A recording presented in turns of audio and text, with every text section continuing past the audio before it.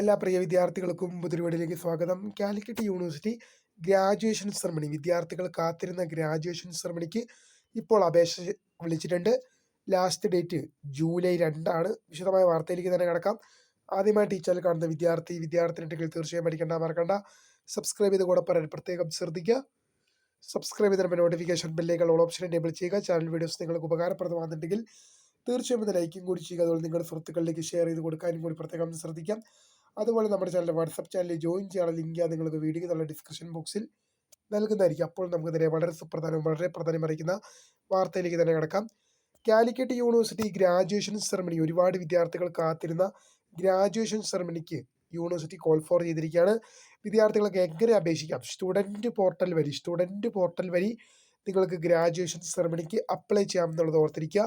July മാസം 2 graduation സെറമണിക്ക് അപേക്ഷിക്കാനുള്ള അവസാന ഡേറ്റ്. നമ്മൾ പ്രധാനമായും വീഡിയോ ചെയ്ത് ഒരുപാട് വിദ്യാർത്ഥികൾ ചോദിച്ചിരുന്നു ഗ്രാജുവേഷൻ സെറമണി ഡേറ്റ് വന്നു എന്നുള്ളത്.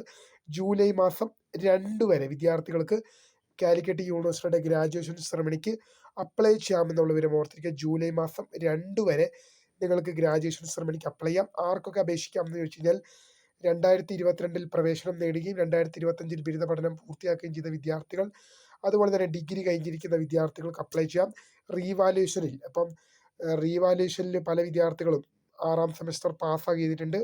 5 സെമസ്റ്ററിൽ സപ്ലി ഇല്ലാതിരിക്കുകയും 6ാം സെമസ്റ്ററിൽ മാത്രം സപ്ലി വരികയും ചെയ്ത് റീവാലുവേഷൻ കൊടുക്കുകയും പാസ്സാവുകയും ചെയ്ത വിദ്യാർത്ഥികൾക്ക് ഇതിനായിട്ട് അപ്ലൈ ചെയ്യാം. എന്തായാലും ലാസ്റ്റ് ഡേറ്റ് ജൂലൈ 2. അപ്പോൾ പുതിയ കാണുന്നവരെ ഫൗണ്ടർ ഓഫ് സ്ക്രൈ for the career. Thank you for watching. By.